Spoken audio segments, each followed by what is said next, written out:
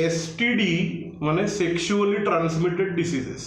Okay, कभी भी STD अगर बोला तो सबसे पहले दिमाग में किसी भी स्टूडेंट के आता है एड्स, AIDS, एड्स। अब उसमें कई लोगों को मिसकंसेप्ट ऐसा है कि सेक्स करने से एड्स होता है, ऐसा लोग मानते हैं या बच्चे मानते हैं। सेक्स करने से एड्स नहीं होता, पहली बात। फिर कुछ लोगों का ऐसा है कि अगर आप ज्यादा लोगों के साथ सेक्स करो, मतलब अगर मल्टीपल सेक्स करो लाइफ टाइम में, तो एड्स होता है। ऐसा भी नहीं है। एड्स STD है, सेक्सुअली ट्रांसमिटेड डिसीज का मतलब सेक्स करने से होने वाला डिसीज ऐसा नहीं है। ओके, STD का मतलब ऐसा है कि यदि कोई व्यक्ति खुद इन्फेक्टेड है, माने ऐसा व्यक्ति म्हणजे मेल और फीमेल, आदमी या औरत कोई भी, उसको खुद को अगर एड्स है और ऐसे एड्स वाले अगर व्यक्ति के साथ सेक्सुअल कांटेक्ट हुए बिना प्रोटेक्शन, तो वो HIV वायरस नॉर्मल व्यक्ति में ट्रांसफर हो सकता है। और किसके साथ? इन्फेक्टेड व्यक्तियों के साथ। ये जनरेशन को समझना जरूरी है। कई लोगों को लगता है कि सेक्स करने से एड्स होता या एक से ज्यादा लोगों के साथ सेक्स करने से एड्स होता, नहीं। ओके, आपने अगर 2-4-5 लोगों के साथ सेक्स किया है पर उनमें से किसी को भी अगर HIV नहीं था या नहीं है, तो एड्स ऐसा कोई हवा में से थोड़ी आएगा ना। तो सेक्सुअली ट्रांसमिटेड डिसीज का मतलब सेक्स करने से होने वाला डिसीज ऐसा नहीं है। मल्टीपल लोगों के साथ सेक्स करने से होने वाला डिसीज ऐसा भी नहीं है। ओके, इन्फेक्टेड व्यक्ति माने ऐसा व्यक्ति जिसको एड्स है, ऐसे व्यक्ति के साथ अगर सेक्सुअल कांटेक्ट हुए तो HIV कैन बी ट्रांसफर्ड। पहली बात तो ये। ओके, फिर उसके डिटेल बनने पड़ेंगे ह्यूमन हेल्थ एंड डिसीज में। यहाँ पे एक इंपॉर्टेंट पार्ट बताने का ये भी है कि STD में सिर्फ एड्स नहीं आता, बल्कि और भी डिसीज आते हैं, जैसे सिफिलिस, गोनोरिया, कॉन्क्रोइड, ये भी कुछ STD है। पर अगेन STD का मतलब सेक्स करने से होने वाला डिसीज है क्या? नहीं। एड्स हो या सिफिलिस हो, गोनोरिया हो, कॉन्क्रोइड हो या किसी भी तरह का STD हो, वो तभी होगा जब इन्फेक्टेड व्यक्ति के साथ अगर सेक्सुअल कांटेक्ट हुए तो वो डिसीज होगा। नॉर्मल लोगों के साथ सेक्स करने से एड्स नहीं होता या किसी भी प्रकार का STD नहीं होता। अगर किसी को सिफिलिस है तो वो दूसरे में ट्रांसफर होगा, नॉर्मल है तो नहीं। कॉन्क्रोइड है तो, गोनोरिया है तो, एड्स है तो। ओके, मैं आप लोगों को इसकी हिस्ट्री बताता हूं। मुझे इंडिया में कितना इलिटरेसी है, ओके, नॉलेज की कितनी कमी है, ये मैं आपको बता रहा हूं। एक फिल्म आई थी जोगवा करके, मराठी फिल्म है। मैंने देखी नहीं है, मुझे सिर्फ उसका कॉन्सेप्ट पता है। ओके, तो कॉन्सेप्ट क्या है कि अगर किसी लड़के में, म्हणजे बॉय में यूरिन करते समय, म्हणजे टॉयलेट पास करते समय अगर ब्लड आने लगे टॉयलेट में या यूरिन में, तो उस यंग लड़के को ऐसा समझा जाता कि वो लड़का नहीं है, लड़की है।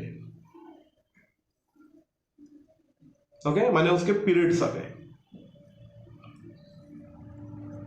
कोकण में उधर कोई एक पर्टिकुलर विलेज है, मुझे एग्जैक्ट याद नहीं, मैं कोकण गया हूँ, रत्नागिरी जब गया था तो वहां पे कोई देवी है कोई, तो वहां के जो गांव के लोग हैं उनका ऐसा कहना है कि अगर किसी यंग लड़के में यूरिन में ब्लड आने लगे तो वो जो देवी है उसने अभी इंडिकेशन दिया है कि वो लड़का नहीं है, लड़की है, उसको पीरियड्स आ गए।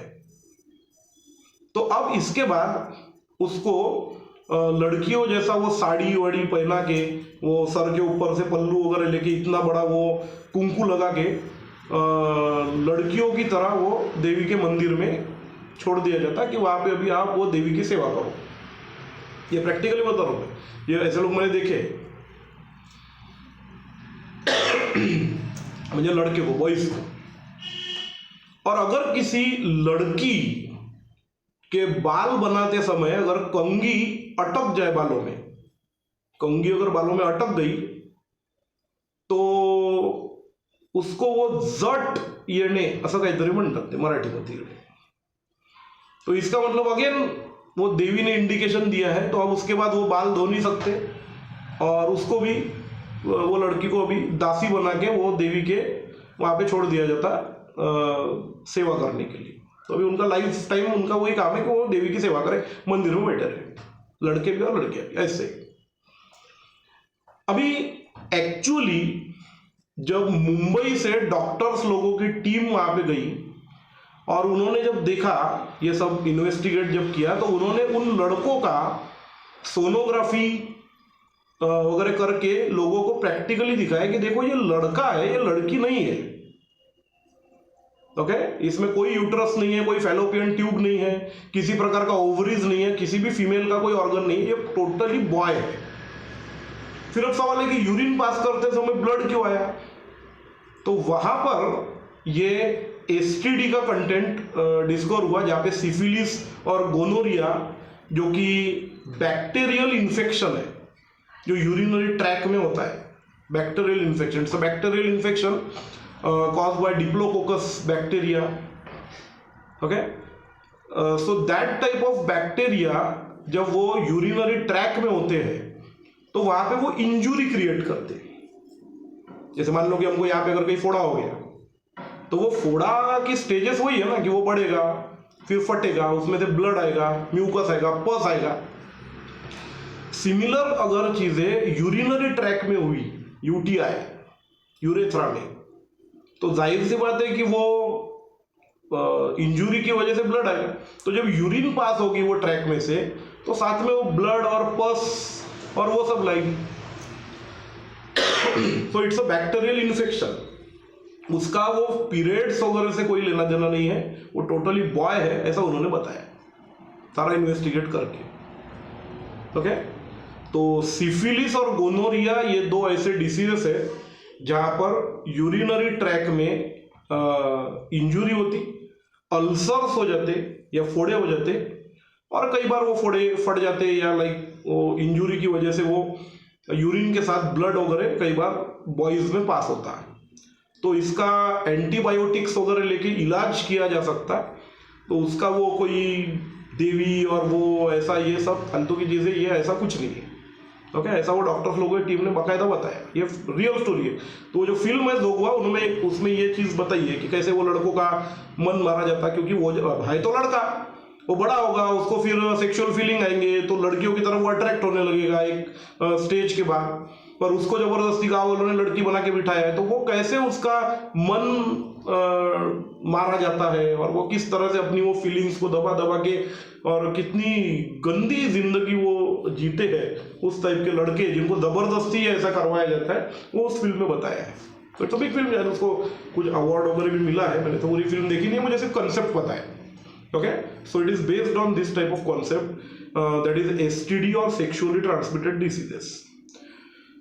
सिर्फ एड्स और ये बाकी के जो डिसीजेस है, मैंने बताया कि सिफिलिस, गोनोरिया या कॉन्क्रोइड वगैरह जैसे, ये डिसीज में फर्क ये है कि एड्स का इलाज नहीं है।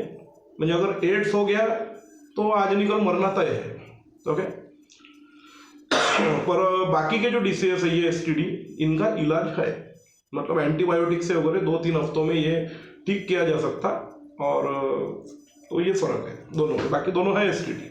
पर एसटीडी का मतलब ये नहीं है अगर किसी को है तो उनके बॉडी से नॉर्मल बॉडी में वो ट्रांसफर हो सकते। नॉर्मल लोगों के साथ अगर ऐसा कोई कांटेक्ट वगैरह आया तो ऐसा कोई चांसेस नहीं है, ये कॉन्सेप्ट है। और वो जो बाल में वो कंघी अटक जाती है वगैरह, उसका भी उन्होंने बताया कि न्यूट्रिशन की कमी की वजह से कई बार हेयर्स ब्लॉक हो जाते विंटर सीजन में या कहीं, तो उसका भी वो देवी वगैरह से कोई लेना देना नहीं। तो मैं सभी जनरेशन से हमेशा ये बोलता हूँ कि आप बायोलॉजी पढ़ो या बाकी चीज़ें जो समझो, तो उसका कारण यही है क्योंकि आप जब फ्यूचर में बड़े होंगे तो ये सब पुराने जो चीज़ें बोली गई है, रीति रिवाज है, जो भी है पता नहीं मुझे, तो उसको कहीं तो भी चेंजेस नॉलेज की वजह से ही लाया जा सकता है। तो इसलिए पढ़ाई करना बड़ा जरूरी है, अदरवाइज फिर ये ऐसे कंसेप्ट और जो इंडिया में काफ़ी है, so don't get into that type of contents and take a proper knowledge of anything. Okay, so it's clear कि STD is a sexually transmitted diseases with the infected person, not with the normal person. तो sex करने से ads नहीं होता, infected व्यक्ति के साथ sex करने से एड्स या उस तरह के डिसीज हो सकते हैं। इन्फेक्टेड मैंने जिसको खुद को वो डिसीज है, ऐसे व्यक्ति स्प्रेड कर सकते हैं। नॉर्मल व्यक्तियों के साथ सेक्सुअल कॉन्टैक्ट रखने से एसटीडी नहीं होते। Okay, so these are the sexually transmitted diseases, that is a concept. Okay.